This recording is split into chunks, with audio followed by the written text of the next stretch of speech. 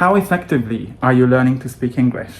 Fluency in English isn't just measured by levels like A2, B1 or C2. These are more used for measuring your level at an exam. But if you're the type of person who focuses more on using their English fluency skills in everyday or business situations, I'm about to show you the 6 different stages of learning to speak English fluently so you can clearly identify how effectively you're currently learning English and find ways to overcome your struggles in the stage you're in. Now let me introduce you to the Fluency Effectiveness Pyramid, something that I've come up with recently based on the last 16 years of my experience coaching ambitious professional adults to speak English more clearly, more fluently and more confidently, and the last 22 years of me learning to speak 5 foreign languages fluently. Depending on what stage you are at, which is something we're going to get into in this video, you probably have your own demons, problems, struggles as well. And it's totally normal because we need to find ways to step out of our comfort zone and advance to the next level in order for us to make progress. And let's just not forget, if you're learning a second language seriously, you're doing some sort of a miracle, because learning to speak English fluently can sometimes be one of the most challenging things you ever put your mind to. Do you still wonder why there are so many people around the world who don't speak English at high levels of fluency? Before we dive into the breakdown of the 6 stages of learning to speak English, take a moment and celebrate yourself for the amazing achievements you've made so far and the struggles you've overcome so far, no matter how advanced your fluency in English is. Hey English learner, welcome back to my channel. My name is Chubby. I'm an English fluency, learning and language anxiety coach, and this is a channel for serious English learners like you who want to learn how to make vocabulary more memorable and how to speak English more comfortably, confidently and freely with the help of listening and spoken interaction. And if these are topics that you're interested in and you'd like to find out more about how to make faster progress with your fluency, make sure you hit the subscribe button and the notification bell so you get my weekly updates on the long and short form videos I'll be sharing with you to help you on this journey. Now, the first stage of learning to speak English is a stage where people aren't even learning English yet. They are studying it as a subject. And I call this the English observer, aka the struggling English student. Now, this is the normal stage to start at because we all come out of school that basically trains us to be good students. Things like focus on scoring the highest, memorizing most grammar rules and words to pass tests and exams, and understand everything we read or listen to through all these comprehension exercises. But what if I told you that this is the opposite of learning a language? The first thing that helps my students make faster progress inside my fluency program, the Proficiency Fortress, is that we look at things that they have to unlearn in order for them to make faster progress. And part of it is to retraining their brain to think like a good learner and not like a good student. And a good learner will ultimately focus on what helps them make more progress with their English fluency. So how does focusing on getting the highest score at a test help you make more progress? When you're so concerned of getting everything perfectly in the conversations you're having, or when you think every time you speak English, you're being evaluated, how likely do you think you're going to start speaking and keep on practicing speaking? You see, English observers are stuck for years with their English fluency because they choose to play it safe, because they are so terrified of not doing it perfectly. And I used to be at this stage for too long, and this is also partly why I've created my business all around empowering, inspiring and educating people on the importance of confidence and mindset. And I talk more about my own adventures and struggles in this video. You can check it out, where I'll be talking about basically how I built my whole identity around being a good student who is always doing everything perfectly, which then cost me years of struggles with my English fluency. Now, we can easily compare how ineffectively English observers are learning to speak English if we look at the next stage of learning to speak English, which is the English learner. Whereas an English observer celebrates themselves for doing something, speaking or learning English perfectly, understanding everything perfectly or very well. And if they can't do it perfectly, they prefer or choose not to even try. An English learner understands that in order for us to make progress with our English fluency skills and save a lot of energy on overthinking, worrying, feeling nervous, we need to celebrate the fact that we actually show up for our English when we speak, when we learn, when we review, no matter how well we do it.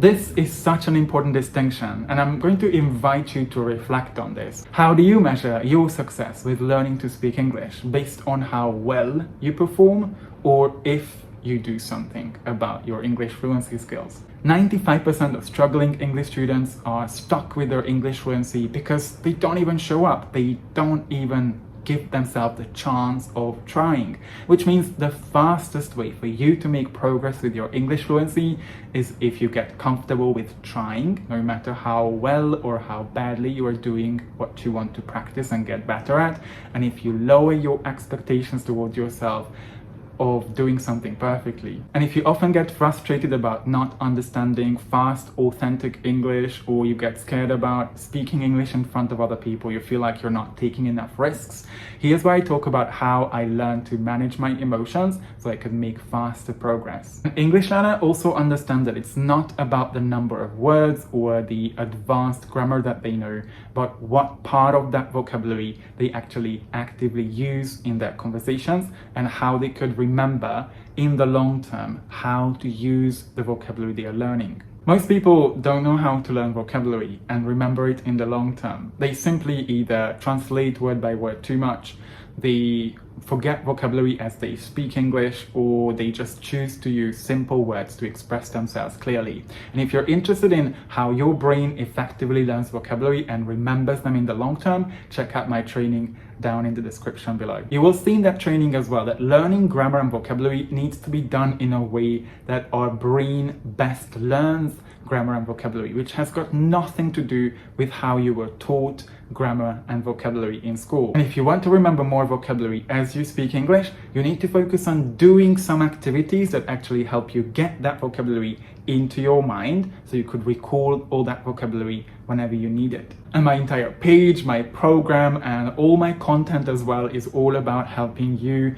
learn vocabulary effectively, because that is key for us to communicate effectively. And if you haven't yet, make sure you download my free ebook, 5 Steps to Confidence in Speaking English, where I'll be talking about my own struggles with learning vocabulary, remembering it better, and my own framework as well, which will help you understand how to learn English more effectively without all the headaches, so that the time you invest in learning actually pays off because you will remember the vocabulary you spend so much time learning. And in the ebook, I also talk about the way and the reason why English learners at this stage need to start and keep on learning grammar and vocabulary through real context, through listening to, reading, or watching something in English at or a bit above their level. Now, at this stage, English learners are still not taking full advantage of their full potential, and it's always so funny for me when I hear people telling me that they want to learn to speak English fluently, but they are not willing to speak nor listen to English actively. Many people think that just reading books passively or watching movies without doing anything about what they learn from those movies, especially when people watch all the movie or videos with subtitles on and then they complain that they can't understand fast English speakers. They think that all this will just magically help them speak English fluently and confidently. Once you understand the importance of actively working on your speaking skills, which is a completely different skill from all the other fluency skills you need to work on, you'll advance to the English speaker stage. Speaking is a separate skill, and even if you feel fluent in your head,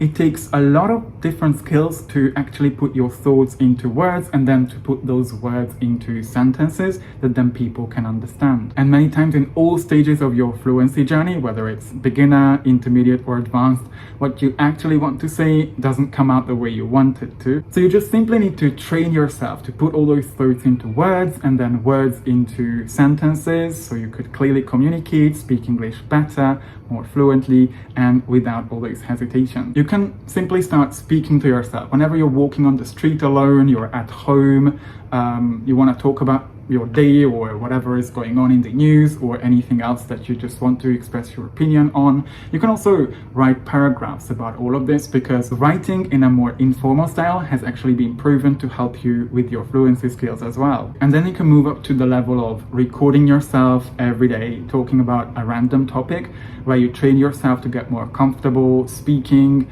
and being okay with not sounding perfect. This is such a crucial part of putting your thoughts into words and then build your fluency fluency around it that so many struggling English students miss. At this stage, just get comfortable with not sounding perfectly, because no matter how hard you try, perfection is an illusion. In order for you to get better, you need to start somewhere. And this is the stage where you can also be okay. This is the stage where you could also learn to be okay with mispronouncing words and not always saying what you actually want to, because you're just learning a second language. This will allow you to relax, not worry too much about how fluent you are and how many mistakes you make, which will allow you to be more open to feedback, which is something we're going to talk about in the next stage. And here's what I want you to know. Speaking is a complex skill, and you won't just get more fluent by speaking more, which is another huge misconception among a lot of struggling English students. When you get to a level where you're okay making mistakes and you just randomly speak, potentially translating a lot from your first language, not using the natural, informal way of how English speakers express themselves, and then eventually make the same mistakes all over again. This is natural at the beginning, but as you make more progress with your English and reach that intermediate plateau, it's important for you to start training your speaking so you could express yourself more effectively. Just like there's a huge difference between going to the gym just to maintain your fitness, lifting the same weight, or running on the treadmill, and actually pushing yourself to lift heavier weights, running faster, longer, and then increase the incline on the treadmill. This forms a huge part of my method that has helped more than 1,000 students drastically improve their fluency in the past 16 years, focusing on speaking fluently, putting thoughts together, and also doing activities that help them speak better, finding other, more effective ways to express themselves, effective ways to eliminate the mistakes they get feedback on, and sounding more natural. And I talk a lot about this method, focusing both on fluency and your speaking skills as well in this video. So if you're struggling to express yourself better and more effectively, make sure you check out this video right after watching this one. Now, speaking doesn't mean communicating yet, right? Some English speakers get to the stage where they can say sentences without thinking too much. They get more comfortable with making mistakes. But when there are other people, they either freeze up completely or they just don't know how to respond. To explain this to the students who come into my programs, I always use the following analogy. Just look at learning to speak English fluently like driving a car in traffic. If you want to drive a car, I can't just watch 1,000 rallies or read books about driving cars, right? I need to drive a car a lot, just like for you to speak English better, the more fluently, without thinking too much, you need to speak. And I remember how confident I was driving when I freshly turned 17 and my instructor took me to practice driving a car on an empty field or in a car park. I felt the most confident ever once I learned how to use that old Toyota Yaris I was practicing on. But when it came to driving in traffic, I was completely lost. And communicating with other people can often feel like this at first. You have too many things to pay attention to, right? Other cars, pedestrians, cyclists, the traffic signs, whether the traffic lights show red, amber, or green, which lane you're in. When we are having conversations, we have the urge to pay attention to how perfect our grammar is.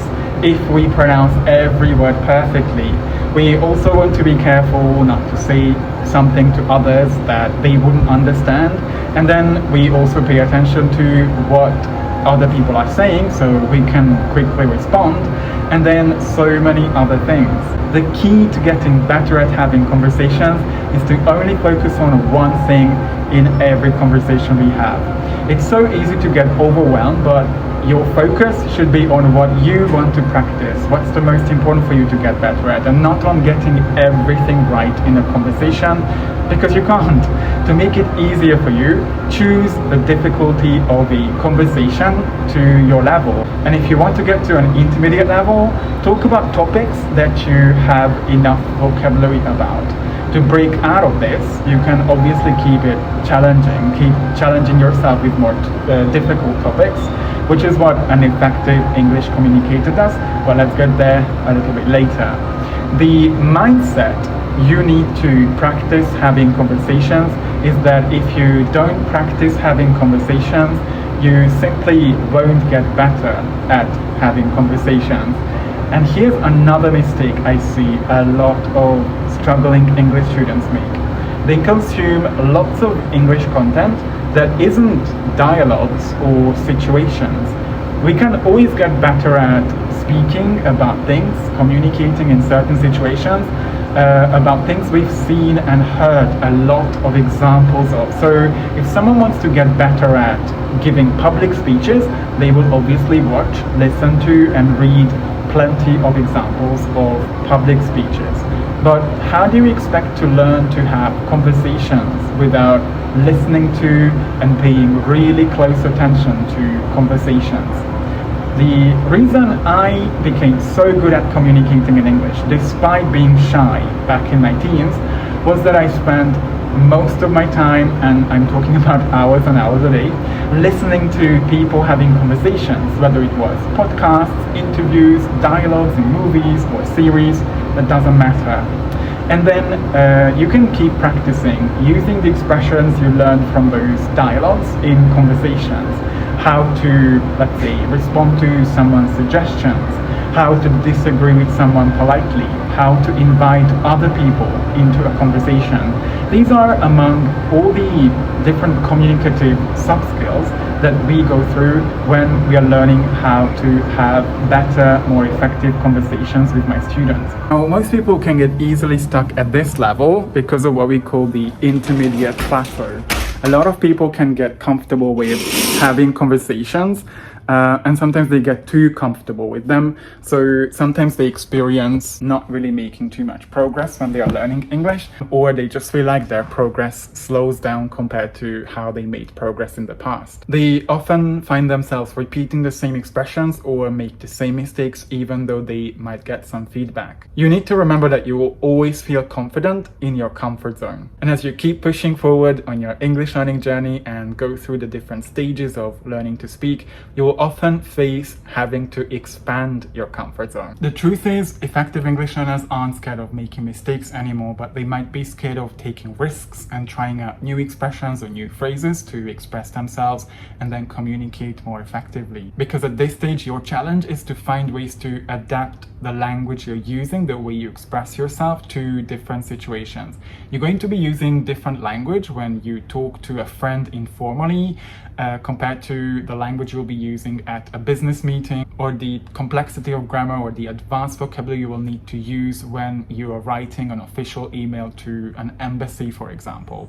Let me turn on the lights because it's getting dark.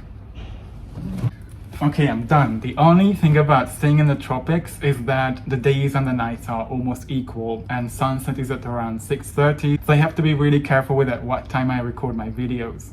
So this is the stage where my students, when they get to a good level of intermediate, So this is the stage where my students, when they get to a good intermediate level, they get much more support with their speaking.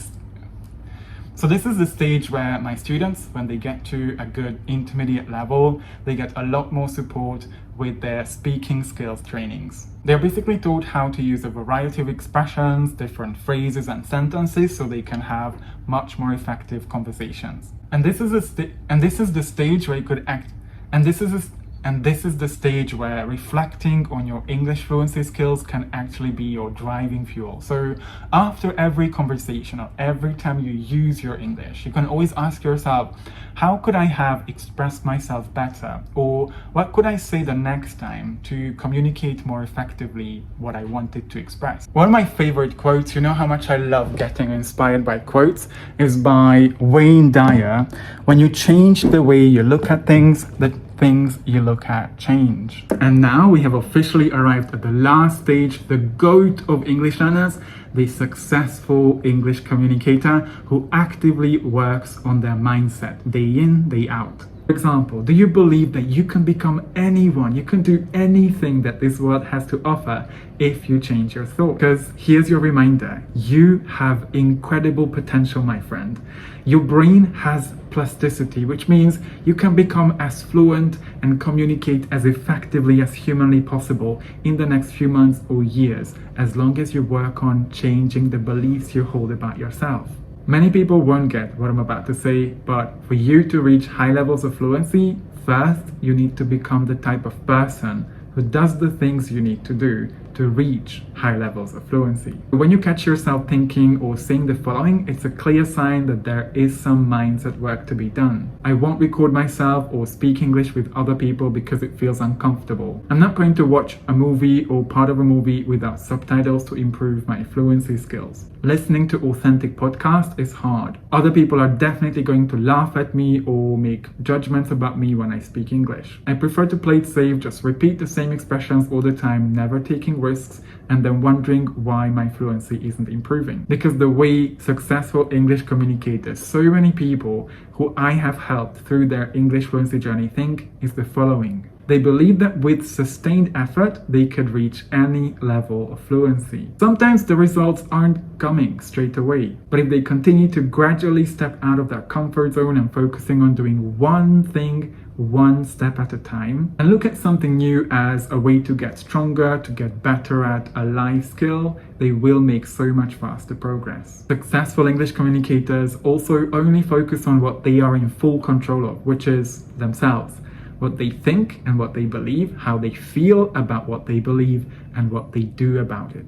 They understand that in order to speak English fluently and confidently, they need to be speaking English and having conversations with other people. And are ready to play big, take risks, do things differently, experimenting with using new expressions to express themselves more effectively, because they understand that whatever comes out of their mouth when they speak English has no connection to their level of intelligence or how good of a person they are. And they also know that whatever they do, they have zero control over what other people think or feel about them if they happen to make a mistake, communicate in an ineffective way, or mispronounce words when they speak. And most importantly, and I intentionally left this as the last value piece I'll be sharing as a reward for you, they look at learning English as a process. And this can either make or break someone's progress with their fluency. Because sometimes you will definitely have more time to spend and more energy to invest in your English learning. But sometimes life might get tough. Celebrating yourself for what 90% of the population isn't doing. Showing up, making sure you find as many opportunities for you to practice your conversation skills as possible, reviewing vocabulary effectively, actively listening to whatever podcast you're listening to or whatever movie you're watching. These are all integral parts of making sure you keep staying on track. In those dark moments in the future, when you start doubting yourself, whether all the effort you put in, all the time or money you invest in learning English will eventually pay off, when you occasionally question if it's possible for you to even reach high levels of fluency, a stage where you can feel completely free of saying whatever comes out and feel at ease as if English was your first language, you will need those happy memories of celebrating those small wins to actually keep going. So what are you celebrating about your English today? And did you manage to identify yourself in one of the 6 stages of learning to speak English in today's video? Let me know your thoughts, your reflections in the comments, and I honestly can't wait to deliver even more value to you in another video. Many people probably won't get what about come on, I can't fucking say it. Many people probably won't get what I'm about to say. And I fucked it up. Many people probably won't get what I'm about to. Many people probably won't get what I'm about to say.